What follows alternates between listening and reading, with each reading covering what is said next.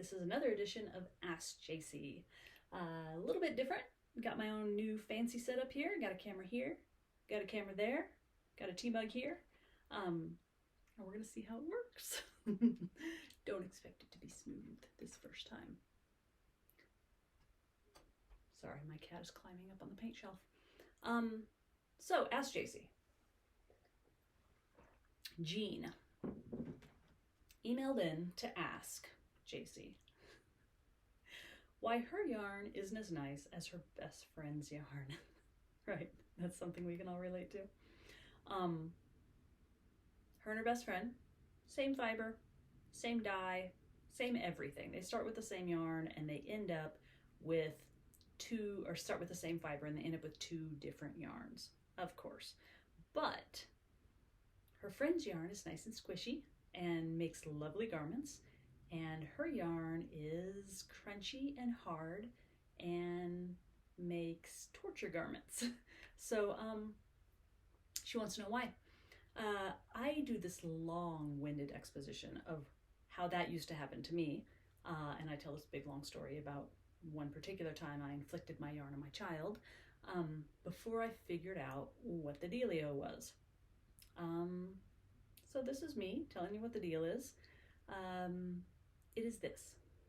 When you spin a plied yarn, the feel, the tactile feel of your yarn is very reliant on the singles twist, not the ply twist. Yeah, that's it. Singles twist is important, ply twist is also important, but when it comes to the feel of your yarn, it is not as important. Let's take a look at an example. All right, I have these two yarns here that I spun previously to demonstrate this. This one, let's call this Jean's yarn. Jean's yarn looks pretty, right? It's very crisp, has a lot of definition, has a little shine. It looks nice, but in person, when I touch this, it's not so nice. It's a little crispy, it's a little crunchy, it's a little rough. If we look at this yarn, let's call this Jean's friend's yarn. Well, first, look at the stretch in it. It looks less defined, less crispy. Colors are a little softer. So this is the same fiber and exactly the same technique in spinning, except this yarn here had a lot of singles twist and a balancing amount of ply twist, and this yarn here had a medium to low amount of singles twist and a balancing amount of ply twist. That's it. That's the only difference. Notice how even the colors look different? Like this one, well, honestly, if you look at it, this one almost looks like it's worsted and this one looks like it's woolen. That's not true. They're both woolen. I mean, they're not woolen. They're both a worsted prep, commercially combed top, and a worsted spin, a worsted draft. I did a short forward on both of them, applied in the exact same manner. But notice the extreme difference in them. I'm gonna hold this up close. Yeah, so let's kind of do a little experiment here at the wheel. The first thing, and if you're spinning along with me, I've got my wheel set up on a big pulley and not too much uptake, but enough that when I feed it, my wheel takes the yarn. And we're going to spin a yarn with a low amount of singles twist. So here we start, short forward, so no twist in between my hands. I'm not treadling very fast. I'm not drafting really fast right now either, but I want to just show you what we're doing. Just a short forward. Okay, let's look at what that, if I pull it out to take a little look, you can see it's kind of like, you know, it's not super low twist, but it's not super high twist. It's kind of medium to low. Now, let's pretend I did a bunch of that. I'm then going to do a bunch of high twist. So the first thing you should do is move yourself to a smaller pulley. And I can treble faster. And let's go for a little bit. I want to keep this from getting too thin because I really want you guys to be able to see what I'm doing.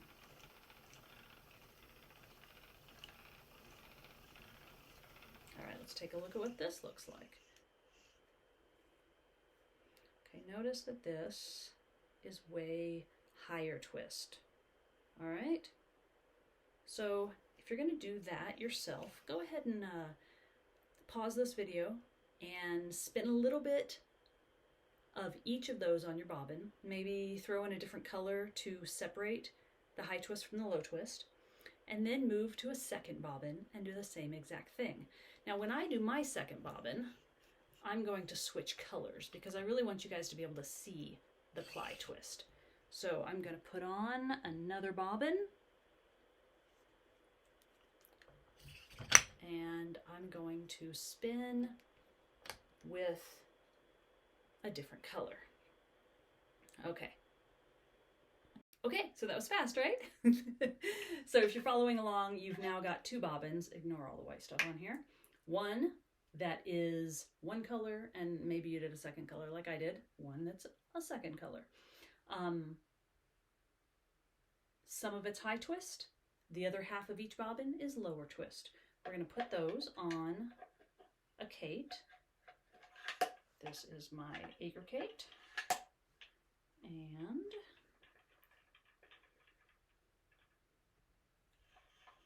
let's put this through their little tension tamer deal.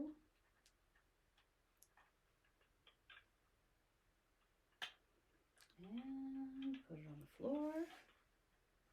Well, you know what? Let's take a little bit of this off because I spun a couple different ways in this yarn. I want to make sure I have the low twist section. There it is. All right, tension tamer back on. All right, Kate down. Let's grab a new bobbin here.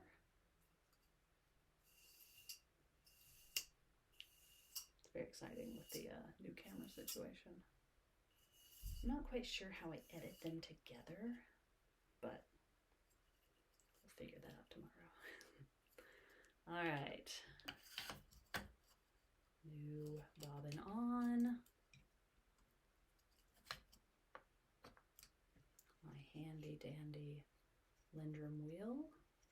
One of my first favorite wheels I ever had. I still come back to it. In fact, I just found out that Gord, who makes the Lindrum, is coming to Plyaway this year, which is awesome. I have not seen Gord in a while, and he is one of my favorite, not only wheel makers, but people in the industry. Gord is pretty awesome. Alrighty, so I'm gonna grab my two singles and connect it to my leader and switch the view. All right, here we are plying. So this here, this is where I'm plying two lower twist singles, all right? I'm gonna apply this to kind of balance, just a little bit past balance, because, you know, that's how we like it. So this looks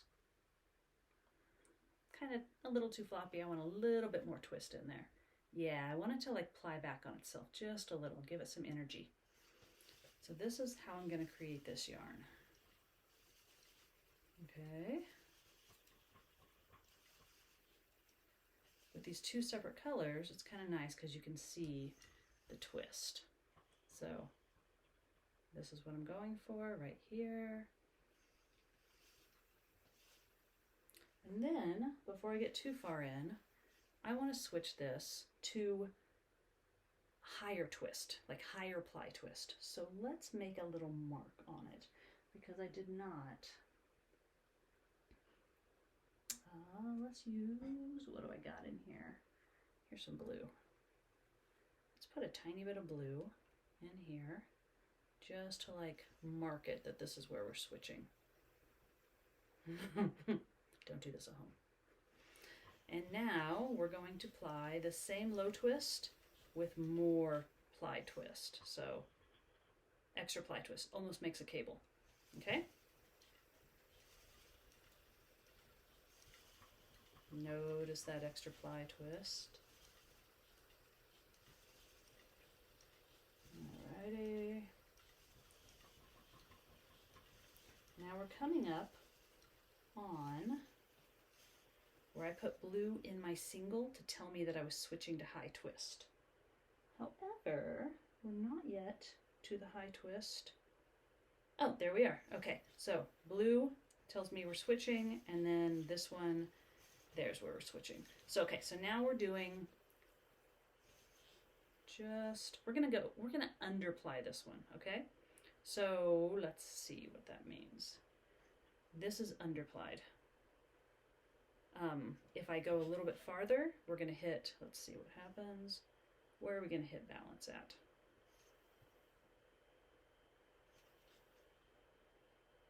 About right there. So that's balance. Actually, let's do that first. That's balance. I usually put a little extra in it, a little past balance. Let's do, yeah, that. Let's do this is what we're going for. This is the high twist singles past balance. And it's easy to see because we have these two different yarns, so I can kind of check that angle each time. See how we're going a little bit past balance?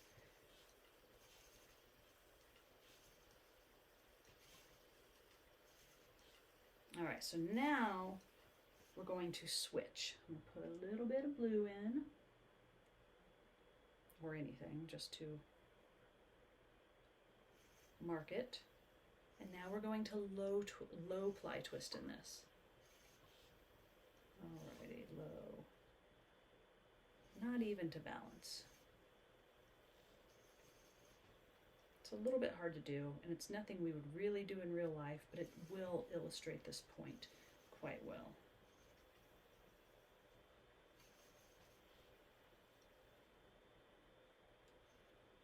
Okay. Now let's break it off. And let's wind it onto a nitty, shall we?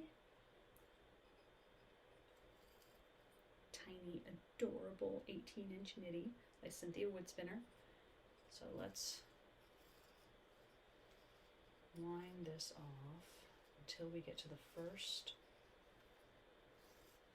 little blob of wool. There it is.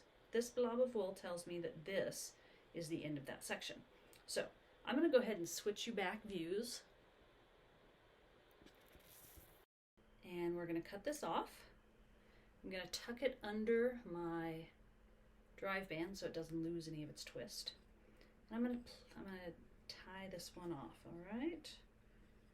I'm not going to work too hard on it because really it's just a teeny bit of yarn that it's not going to end up being very nice. It's just to demonstrate something to you. All right, so here is the first one. So this is high twist singles, low ply, all right? And it's not going to be very pretty, but we're going to put that one there. The second one we're going to take off is high twist singles, balancing ply, all righty? So here we go. You know, I did not learn to use a nitty knotty until years into spinning. I still don't feel like I'm extra good at it. All right, friends, here we go. The yarns with lots of singles twist are here. I'll lay them out for you. All right, are here. How can I make you see this better? Let's see if I can move things just a hair. Ooh, that didn't work. Maybe if I hold them up here? Let's see if that works. Okay, so this is lots of singles twist, and this one is not very much ply twist, and this one is a moderate plied to balance. All right, we're gonna put those right down here, and now we're gonna look at these two.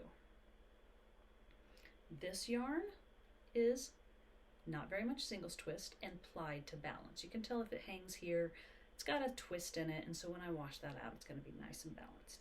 This one is not very much singles twist and plied past balance, all right? So these two, not very much singles twist. These two, lots of singles twist and plied regardless. One, not very much ply twist, one, a lot of ply twist. Can you see the difference? Not only are they smaller, tighter, but these two are squishy and soft, and these two are crunchy and hard. They each have varying degrees of ply twist. So this one has not very much ply twist, this one balances, and yet even with the different amounts of ply twist, as long as they have a lot of singles twist, they are hard and crunchy. These two have a medium amount of ply twist and a lot of ply twist. And regardless of the ply twist, as long as they have very little singles twist, these two are soft and squishy. So this is Jean's yarn, and this is Jean's best friend's yarn. Now Jean wants this to be her yarn. So what does Jean have to do? Jean has to stop putting so much singles twist in her yarn. If Jean wants to protect her yarn, give it a little more like stand-upness to abrasion, then add a little extra ply twist. You don't necessarily have to add singles twist. It's going to make your yarn harsher. Now there are of course situations where you want more or less singles twist. You don't always want the softest, squishiest yarn, but if you're having trouble spinning yarn that you love to use, my guess, you are on the single spin train. Let's try that again. If you are having trouble spinning yarn that you like to use, subscribe to Ply Magazine. It'll totally help.